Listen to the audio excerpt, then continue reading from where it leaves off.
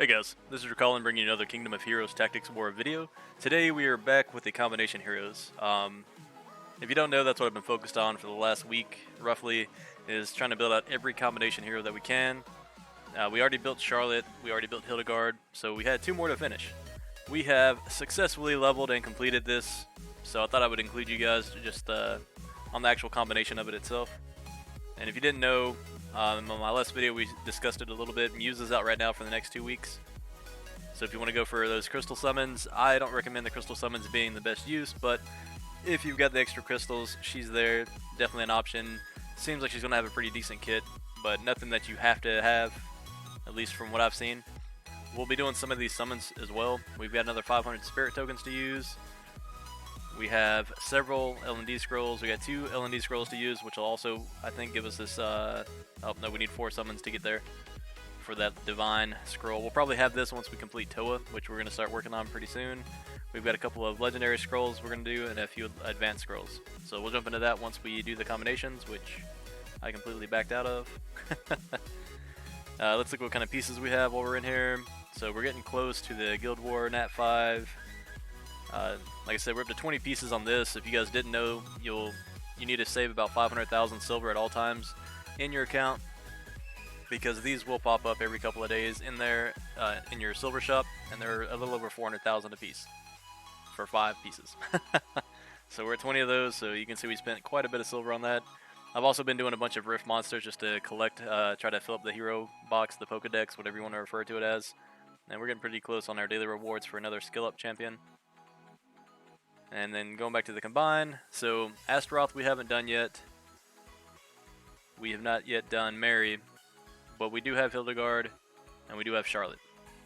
Now all of these units are very good. Anybody that's already built them knows that they've got a lot of use. Hildegard's been a favorite for a lot of people, and Mary's been a favorite. We'll cover their skills once we get done with the summon, so we'll just go ahead and knock out these combines. As you can see, it's already lit up for us. And it took quite a while. Like, a lot of these are rift monsters. Some of them are Nat 3s and Nat 2s you can summon.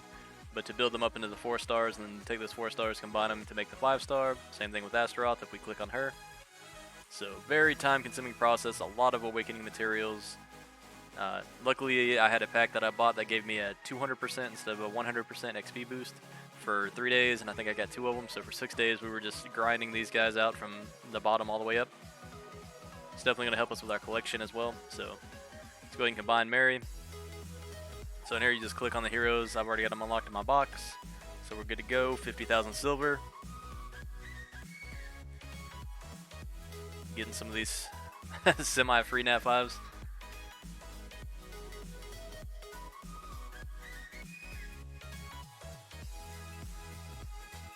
So Mary is a tree wizard.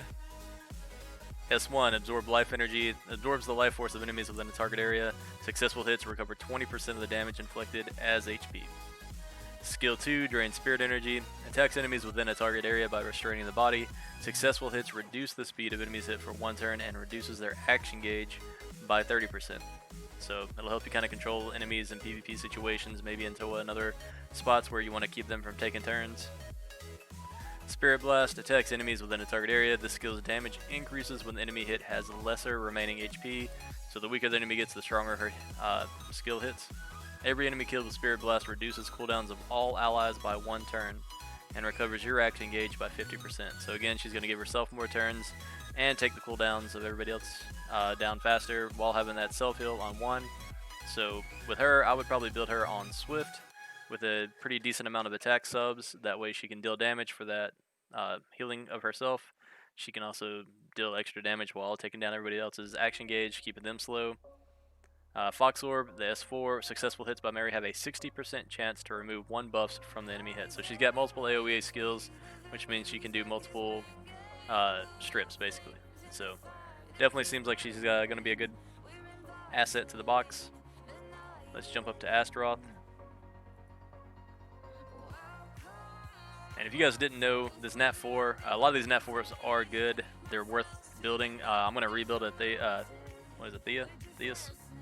Yeah, Thea. I'm going to rebuild her because she's a great F11 monster, Fafnir 11 for the Rune Dungeon, because she casts, what is it, her S3? No. are this contagious toxin. She sprays out toxins and covers herself in the toxins, and she'll get like 4 continuous damage debuffs on her. But in the next turn, she'll transfer all of those to the enemy.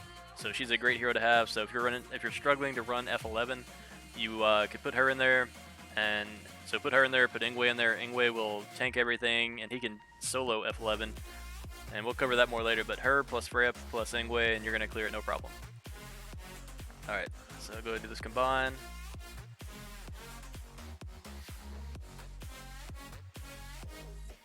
But I just wanted to cover that because I'm gonna have to rebuild her. I haven't summoned another one, so I had to use the only one I had to make this Nat 5. Alright, so Astaroth is a Fire Priest, S1 Fire Breath. Attacks by hurling a fireball at the target enemy, recovering 40% of damage inflicted as HP. Basically the same thing as Mary's S1, but from a fire element. S2, Bloody Desire, increases the attack of you and surrounding allies for 3 turns. If your HP is below 40%, you also grant increased speed for 3 turns. So that is great. Definitely going to build her probably as a pure attacker. That way her HP is kind of low, so it's almost always going to be low. Run her with maybe a shield hero or something, so they're not taking her up too high. But that 5-turn cooldown is kind of long, but if you think about having 3-turn attack buff, that's pretty good. Plus the self-heal. Alright, Life Absorb attacks a target enemy by absorbing their spirit energy. Successful hits grant you and all allies with continuous recovery for 1 turn. Successful crit hits grant an additional continuous recovery. If the target is killed, you grant another additional continuous recovery. So yeah, this seems pretty nice, and this is probably why you want to build her as like an attack-based priest. That way you can try to kill the target and get all of these extra continuous recoveries. So I would probably build her attack, crit rate attack, with a bunch of HP subs after you get your attack stats as high as you can. That way she can live long enough to actually put out damage and still keep your team up. But that continuous recovery is going to be great. I'll probably try to build her up and use her for my mono teams. That way she's still dealing damage, because one of the biggest drawbacks of some of these priests is they aren't healing while attacking. They're taking up a turn, which takes your turn counter down, and that's what will cause you to lose a fight, right? Especially like in the guild faction quests, where you're trying to get as many levels knocked out as possible and clear as many stages as possible. So S4, Pleasure Demon, Astaroth gains increased crit damage by 10%. If Astaroth kills an enemy, Life Absorb's cooldown is reduced for 1 turn. So that's nice too. Again, you're just going to want to build her as an attack hero, even though she's a fire priest, and see what she can do with it. So we just increased our Nat 5 count by 2 without even doing any summons. I'm not going to worry about doing this. I just don't have the crystals to keep buying into these packs, so we'll have to do it the hard way. Same thing with Astaroth. I had to buy a pack today because I ran out of crystals. I was down to a couple hundred, and I've still got a lot of farming I want to do tonight. So let's jump in, do the rest of these summons. Maybe we'll get lucky. As you guys know, I've talked about this before. I really do want to Uriel. I think he's going to be a great PvP and control type monster. His damage is lackluster. I've talked to a few other players about it. It's not going to be amazing damage, but that's fine. I'm not looking for it to be great damage. I'm looking for the CC content. And, controlling enemy players helps a ton. So we'll just knock out all 10 summons at once. See if we get anything. We'll just click through. I'm not really expecting anything except for Nat 3s. I've had a little bit of luck, I guess, actually, with the Spirit Stones. Usually we pull about 1 Nat 4 every 10 summons or so. So it's kind of on par with like doing a heroic summon. And I believe in one video I pulled a Nat 5, maybe 2 Nat 5s from Spirit Stones so far. And the best way to get Spirit Stones, you can buy them with Guild War points, or you can just collect them from your daily event quests, whatever the event's going on. Usually they give you some. Right now we're not getting Spirit Stones as much as we're getting gold dust. So nothing from that, all Nat 3s. So jump down, we'll knock out the advanced scrolls 10 at a time. Doing pretty good today, guys. I'm trying to keep it right around the 10-minute mark. Alright, so we're getting a Nat 4. Lucifer, that's great. That replaces one of the Nat 4s we had to feed. So that's one less hero we have to make to get our collection box filled back up. Another Nat 4. So 2 Nat 4s out of the 10 scrolls. Hey, it's like the game wants to replace all the heroes that we had to burn to make those Nat 5s. Can't complain about that. Whoop. Double clicked.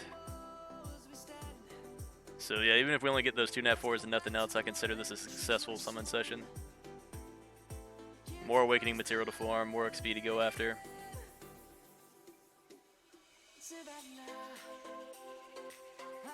Do this last summon since we had 11 scrolls total. Nothing there, but a lot of these Nat 3s we're going to get really close, I think, to maxing out some of their abilities, which is going to help with the collections as well. So let's jump into these legendaries. We're 9 summons away from getting another divine scroll. We'll do these one at a time. So anything that's not a dupe is what I'm after if we happen to pull a Nat 5. Helena, that's a really nice tank. She's got some pretty good stats. If you guys need to, check her out. A few people I've talked to in my guild enjoy using her, especially with these elemental dungeons. You know, we'll probably make a video about that pretty soon. All right, so we got a dupe, Hecaton. I'll say dupe. I mean, we've already got all these guys, but 2 of the same hero in the same day. Really hoping we get at least 1 Nat 5 on the LnD scroll. Eblis, I haven't really looked at her skills too hard. I probably need to start doing some Nat 4 reviews once I get them built up. Verdandi, I've been seeing her a little bit in Arena.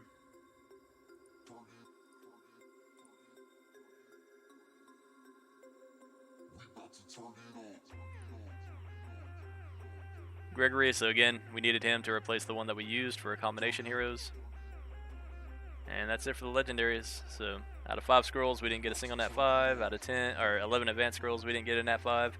And out of the 500 spirit tokens, we did not get a Nat 5 because the game is saving it for these LnD scrolls. Watch.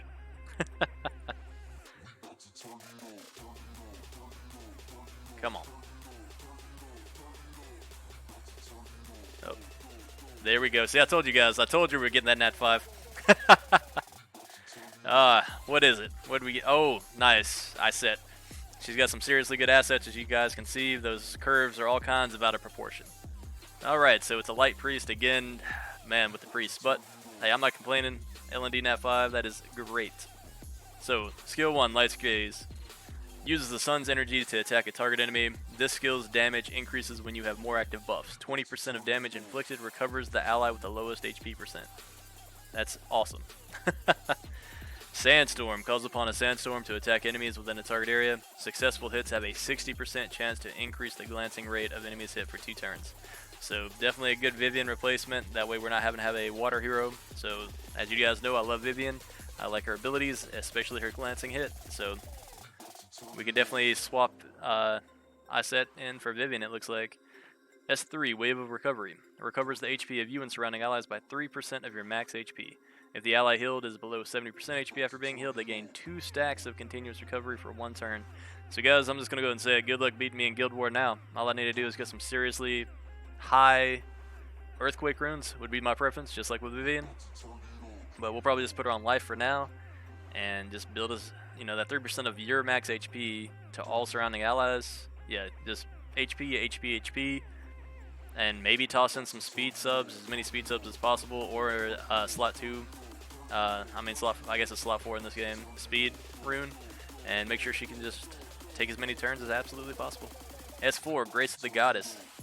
Iset evades death with the Grace of the Goddess. Grants a target ally with revive for 2 turns. Revive effect is consumed after receiving an attack that puts you to 0 HP, and you revive with 30% of max HP. Removes all debuffs. So that's awesome. It's a 5-turn revive. But I guess you have to have it on them before they die, so this is definitely going to come in handy with PvP and with Toa Hard. Alright, let's see if we can do a second one. Let's see. That would just make my night. Nope, Nat 4, and it's not a dupe. We don't have Baldur yet, but it's another Light Priest. He's definitely going to take a minute to get in there. If you guys don't know, he did just get buffed. I talked about that in my last video. They did do some hero balancing on Baldur. So definitely check him out. His skit's pretty nice. I guess we can run through it real quick. We've got Hammer of the Divine. Attacks a target enemy with a light imbued strength. Successful hits recover 10% HP of all allies. Purification removes 2 debuffs from a target ally. Successfully removing debuffs grants the target a shield for 10% of max HP for 2 turns. Sacred Light recovers 20% of a target ally's max HP. If the target is below 70%, you grant them with a shield for 20% of their max HP for 2 turns. Blessing, at the end of the turn, grants increased defense to the ally with the lowest HP percent for 1 turn. So he's a solid healer, very nice. He's got a kit very similar to the Iset we just saw. I wouldn't sleep on this guy. I'd build him if I didn't have any other priest, or, I mean, he might be more viable than Vivian in a lot of circumstances because he's going to focus on your weakest hero. He's going to do a heal on his S1, so he might have better healing potential. I'd build this guy on Swift with speed, HP. That way you're getting the most from his shields, you're getting the most from his skill 1, 10% HP. But if you guys have any questions, let me know. And again, I cannot thank you guys enough for the 100 subs. That's a huge milestone for me. I've been doing this for a couple months now, climbing 1 or 2 subs every couple of days. So we finally hit 100. Like I said, I can't wait to hit 1,000. That's the next milestone. And anything I can do to help you guys out, anything you want to see, just let me know. I'm hitting this game as hard as I can. If there's another game you want me to add to it, I don't mind throwing that in. Just leave in the comments below, and I've tried to respond to as many comments as I can. If I've missed you, I apologize. But you guys keep up the good work, keep up the grind, and have a safe and happy night. I know the hurricanes are coming in strong right now down here in the southeast. So I'll talk to you guys later.